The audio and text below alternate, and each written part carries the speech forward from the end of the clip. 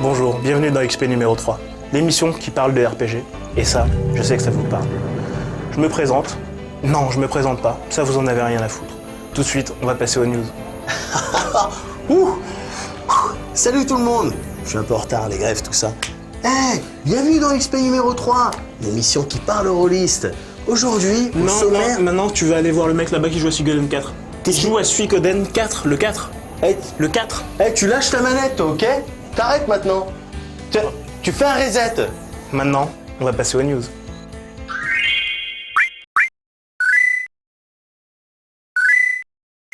Grande nouvelle, la rumeur voudrait que Dragon Quest Sword sur Wii débarque chez nous au printemps prochain. L'occasion pour des millions de rôlistes de... désolé, je peux pas. La vraie bonne nouvelle, c'est plutôt l'arrivée de Disgaea Afternoon of Darkness sur PSP chez nous. Ce remake de Hour of Darkness sorti sur PS2 en 2004 propose entre autres un mode multijoueur dans lequel vous pouvez confronter vos équipes ou même échanger des items. Vous retrouverez également de nouveaux personnages comme Adele et Rosaline de Disgaea 2, mais aussi un nouveau mode dans lequel le protagoniste principal n'est autre qu'Etna. Bref, une vraie bonne occasion pour les jeunes n'ayant pas connu le premier épisode, et pour les autres, de se faire plaisir.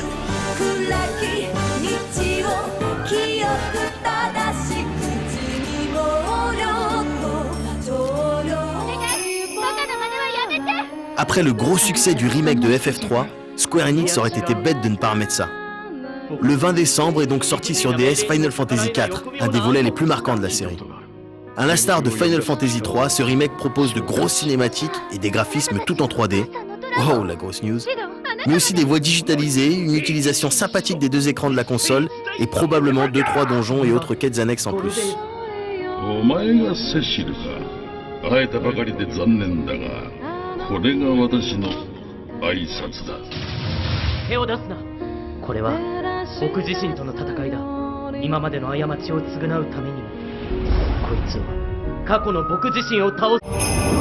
On reste dans le remake, mais sur PSP cette fois-ci. Star Ocean First Departure, qui devrait se pointer fin décembre au Japon, est un remake du tout premier Star Ocean sorti sur Super NES il y a de ça... Zayen. Le jeu proposera de revivre les aventures de Ratix et utilisera le même moteur graphique ainsi que le même système de combat que Star Ocean 2. On trouvera également de nouveaux personnages, des gros sorts en 3D et des events inédits. Une petite douceur en attendant le portage du deuxième volet sur PSP, mais aussi et surtout Star Ocean 4, prévu pour... je sais pas.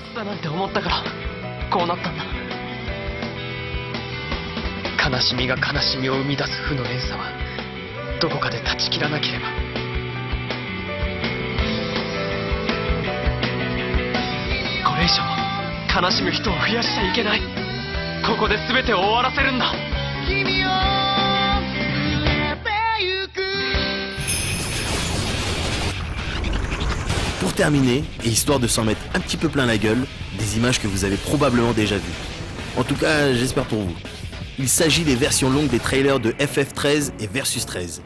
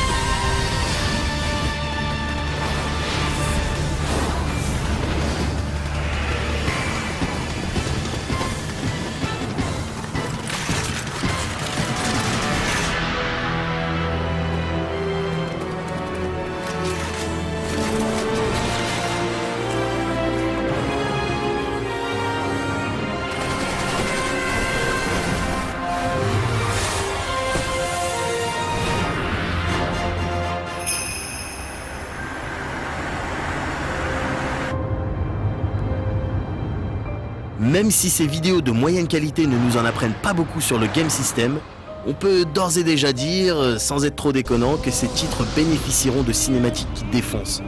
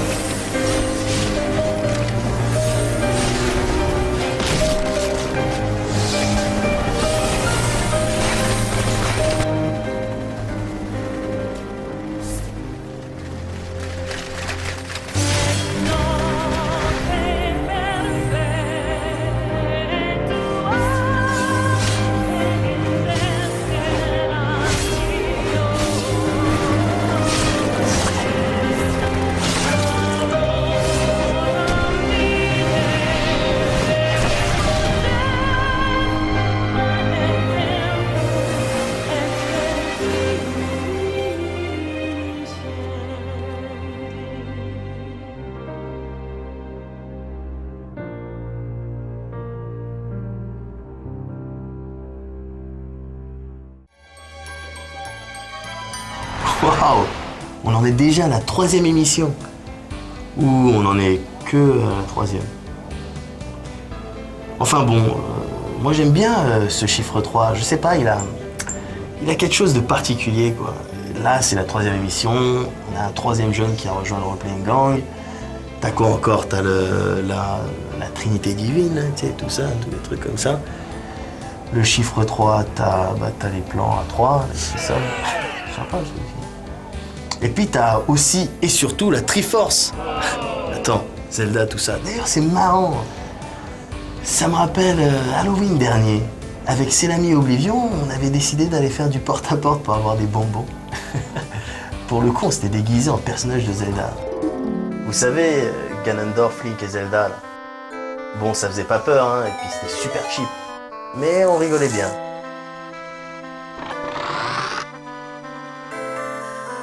On nous a même donné des chocolats. Enfin, pas assez l'ami.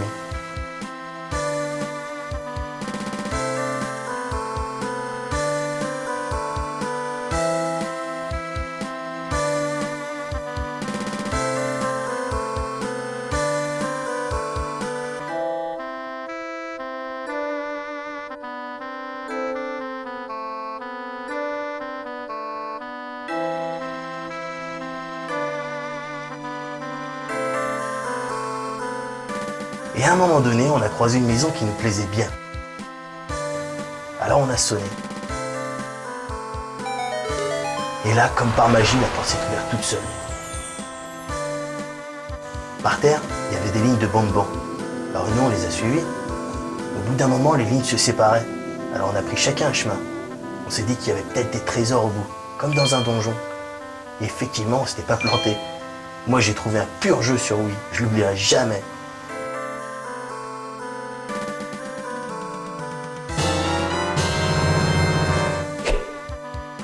C'est l'ami, lui, il a trouvé un item super important dans un coffre. Il était trop content.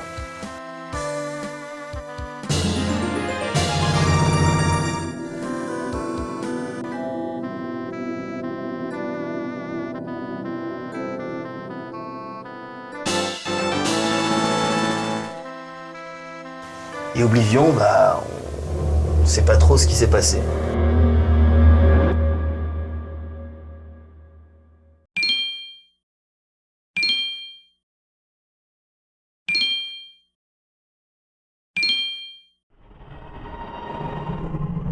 Il est revenu quelques semaines plus tard, pas sain, mais sauf quand même. D'ailleurs, il est avec nous aujourd'hui. Et qu'est-ce qu'on regarde tout de suite? Je sais pas, la critique d'FFTA 2 peut-être. Tu nous as pas fait une partie de dingue là? Non, trop pas, j'étais dans une cave. Ah ouais, c'est marrant ça. Non, pas trop, non.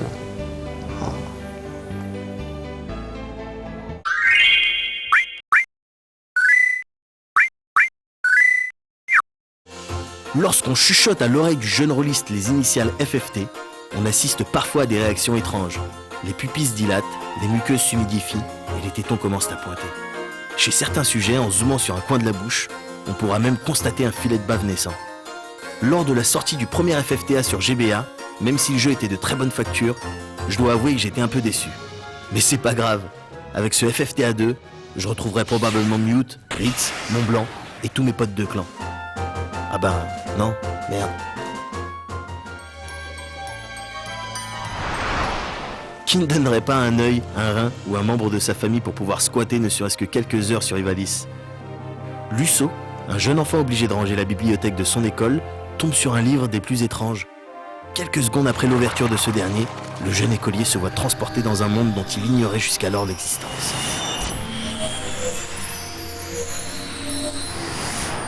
Sur place, il fait la connaissance d'autres personnes avec qui il traînera pour le reste de l'aventure.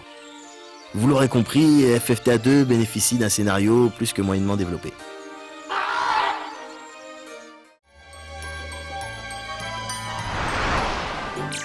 Le principe de FFTA 2 est relativement simple et accrocheur. Le jeu est uniquement constitué de petites missions. Vous vous déplacez donc de secteur en secteur à la recherche de points d'intérêt. Les missions s'obtiennent dans les bars des différentes villes, moyennant quelques gives, et sont classées par difficulté. Certaines vous demanderont de protéger un guest, d'autres d'apporter un item spécifique à un endroit précis, ou encore de défoncer tout simplement les ennemis présents sur la carte. Vous pouvez également envoyer des membres de votre équipe à votre place, histoire de remplir les quêtes moyennement funky. Parfois, des missions feront avancer la trame principale, mais il faut avouer que ce système dessert un peu le scénario, même si les objectifs sont nombreux et variés. Côté combat, rien de fou. On reste dans le tactics avec des personnages qui se mettent dessus au tour par tour. Au début de chaque affrontement, vous pouvez choisir une compétence de clan qui se traduira par un bonus en attaque ou en mouvement par exemple. L'ordre de passage est visible sur l'écran supérieur de la DS et est déterminé par la stat de rapidité de chacun. Lorsque c'est à vous de jouer, vous pouvez vous déplacer et agir dans n'importe quel ordre. Bien évidemment, les actions disponibles dépendent de la classe du personnage. Ici, l'habitué ne sera pas dépaysé puisqu'on retrouve pratiquement tous les skills de la série. Par rapport au volet sorti sur GBA, le système de juges et de règles a également été conservé, même s'il a subi quelques changements. Au début de chaque combat, le juge énoncera la règle à ne pas transgresser. On se verra par exemple interdire l'utilisation de sorts à base de feu ou encore l'utilisation de commandes comme attaque ou item. En revanche, certaines règles sont totalement absurdes, comme l'interdiction de porter des coups critiques. Tss, sérieux quoi. Si on pouvait gérer les coups critiques, ça serait juste super nice. Si la règle est violée, pas de carton jaune ni rouge, vous n'irez même pas en tôle. A la place, le bonus de clan vous sera retiré et la récompense de fin de combat, un item rare, vous passera tout simplement sous le nez. Et ici, les items rares ont une importance non négligeable. Outre la possibilité d'acheter et de vendre, les différents magasins du jeu vous proposent de confectionner vous-même vos items. Basé sur un système se rapprochant d'un atelier Iris, vous devrez à l'aide d'une liste de recettes apporter les éléments nécessaires à la fabrication de vos armes et armures. Le truc, c'est qu'une fois l'objet conçu, vous devez débourser pas mal de guilds pour l'obtenir. Ça fout un peu les boules. En effet, à la manière d'un FF9, les skills ne s'obtiennent qu'à travers l'équipement, ce qui vous oblige à en posséder un maximum. Lorsqu'une mission est accomplie, vous obtenez des Ability Points qui débloqueront à terme les skills contenus dans vos armes et armures. Le truc agréable, c'est que tout le monde en bénéficie, même les personnages non utilisés. En revanche, les XP ne sont octroyés qu'à ceux présents sur le champ de bataille. En termes de classe, FFTA 2 fait fort en nous proposant pas moins d'une cinquantaine de jobs disponibles, dont certains inédits, comme le Yojimbo ou le Trickster. Chacun de ces jobs possède ses forces et ses faiblesses, et certains ne sont accessibles qu'à des races précises. Au passage, de nouvelles races jouables ont fait leur apparition, comme les Sikhs, les porcs un peu sanguins qu'on a pu voir dans le très réussi FF12, mais aussi les Grillas, des êtres ailés qui ont à peu de choses près les mêmes features que les Viera.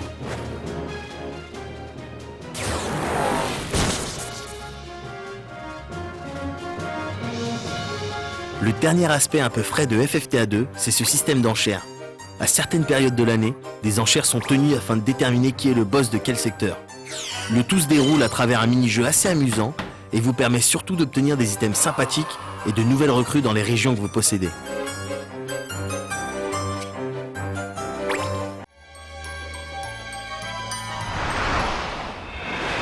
Malgré sa difficulté bien dosée et son principe relativement accrocheur, si l'on s'en tient au scénario, à la profondeur des personnages, à l'absence de l'utilisation des fonctionnalités de la console et aux maladresses présentes dans le game system, FFTA 2 est un jeu pour enfants bourré de petits défauts. Heureusement, grâce à plus de 400 quêtes, une cinquantaine de jobs et quelques idées originales, le titre ne s'en sort pas si mal. Ceux qui touchent un peu en japonais et qui n'ont pas peur d'être déçus tenteront peut-être l'expérience. Les autres attendront une aventure un peu plus prenante sur les terres d'Ivalice.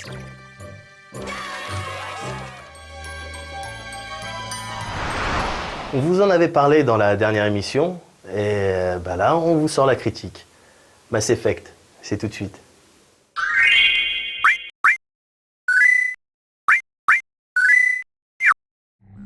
Les studios BioWare sont aux rôlistes ce que la pilule contraceptive est à la femme, une valeur sûre, du moins à 99,7%. Si la comparaison peut sembler un peu tordue, le fait est que la grande majorité des titres développés par ce studio a su mettre tout le monde d'accord. On citera rapidement les Baldur's Gate, KOTOR et autres Neverwinter. On pourrait alors se contenter de vous dire que Mass Effect est également une tuerie et qu'il faut se le procurer dans les délais les plus brefs, si ce n'est déjà fait. Mais là, on a un peu de temps, alors on développe.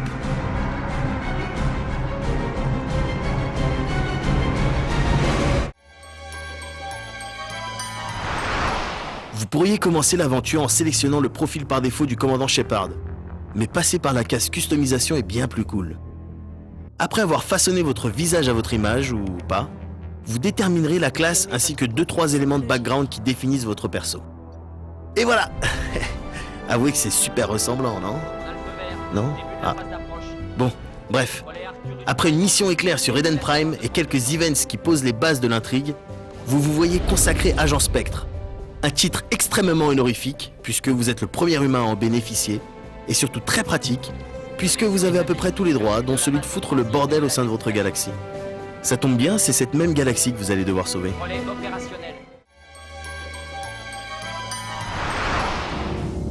À bord du Normandie, un vaisseau furtif dernière génération, vous parcourez la galaxie à la recherche d'aventures. Les voyages se font à travers une carte représentant la Voie lactée et s'effectuent en mode hyperespace grâce aux nombreux relais cosmodésiques éparpillés un peu partout. La Voie lactée est composée de différents secteurs regroupant plusieurs systèmes. Lorsque vous êtes amené à atterrir sur une planète, la phase d'exploration peut commencer.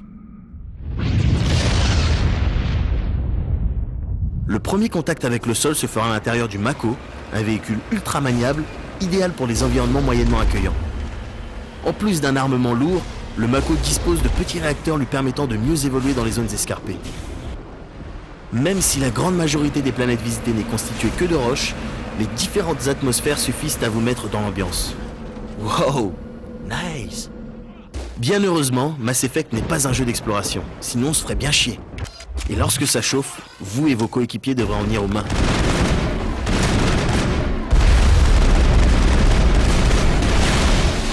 Le système de combat tourne principalement autour de la Power Wheel, la roue du pouvoir quoi.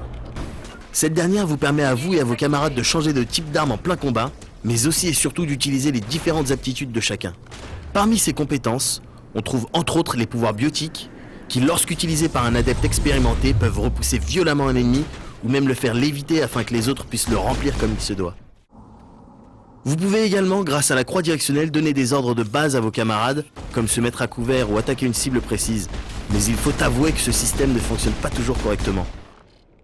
Pour sauver la galaxie, vous aurez besoin d'un équipement de killer, et dans Mass Effect, la gestion de vos armes est relativement complète. Il existe en effet tout un tas de petites modifications qui vous permettent de tuner vos flingues et vos armures. Ces modifications iront de la grenade à explosifs brisants aux munitions enrichies en plutonium. Tous ces petits plus ne sont pas là pour faire beau, et les changements effectués sur vos armes et vos armures se ressentent clairement en situation de combat. RPG oblige, vos personnages possèdent un niveau qui augmente au fur et à mesure des affrontements. Lors du bon vieux level up des familles, vous êtes amené à distribuer un certain nombre de points dans les différentes compétences que l'on vous propose. Plus vous accordez de points à un domaine de compétences, plus vos personnages seront efficaces dans ce même domaine. Un système certes ultra classique, mais qui a fait ses preuves au fil des années. Le libre arbitre est une valeur à laquelle les gens de BioWare ont l'air de tenir dans leur jeu. Ici, cela se traduit par plusieurs manières de résoudre des problèmes ou d'aborder une discussion. C'est pas possible, Shepard. S'il y a un remède au génophage, on ne peut pas le détruire. Vous pouvez vous la jouer mec sympa, toujours prêt à aider son prochain et à trouver une issue pacifique au conflit, ou bien mec vénère. Vous savez, celui qui est pas venu pour gonfler des ballons. Tout ce que vous avez à faire, c'est de suivre les ordres que je vous donne. Le tout est représenté par 2 jauges dans votre écran de status. Conciliation et pragmatisme. Pour les situations super tendues, en revanche, vous devrez faire appel à vos compétences en charme ou en intimidation. Un niveau suffisant dans ces domaines vous débloquera même certaines quêtes annexes. Si vos choix n'influent pas directement sur la trame principale, cet aspect rajoute une couche d'immersion non négligeable à l'ensemble. Quelqu'un a creusé de sacrés trous par ici, capitaine.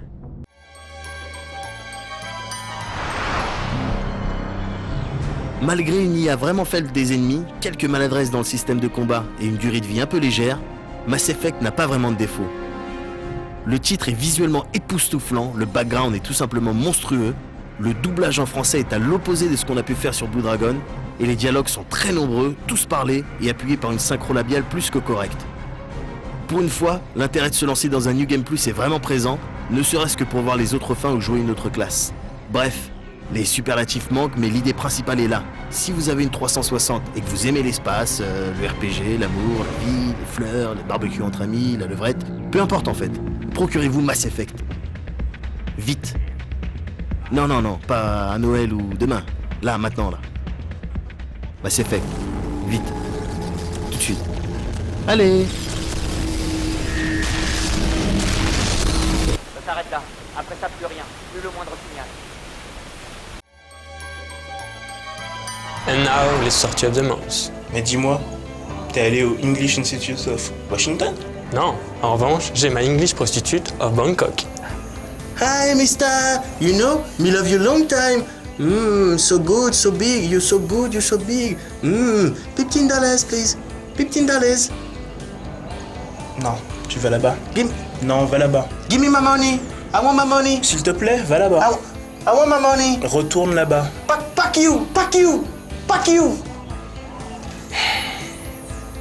Toi aussi, va là-bas.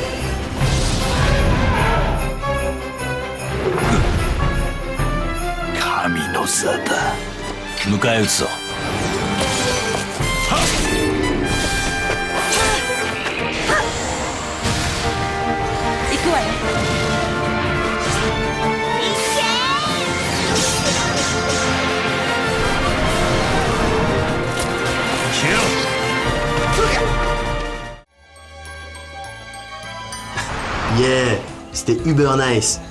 Espérons que ça le soit autant la prochaine fois. En attendant, essayez de jouer le plus possible. Bon les gars, on se fait un pur sketch de fin là, un truc bien hardcore, bien graveleux, bien en dessous de la ceinture. On s'en fout, on est moins 16. En plus, j'ai ramené des ustensiles. Non, là, non. Sans moi. Non mais ça peut être drôle. Hey! Oh! Nice!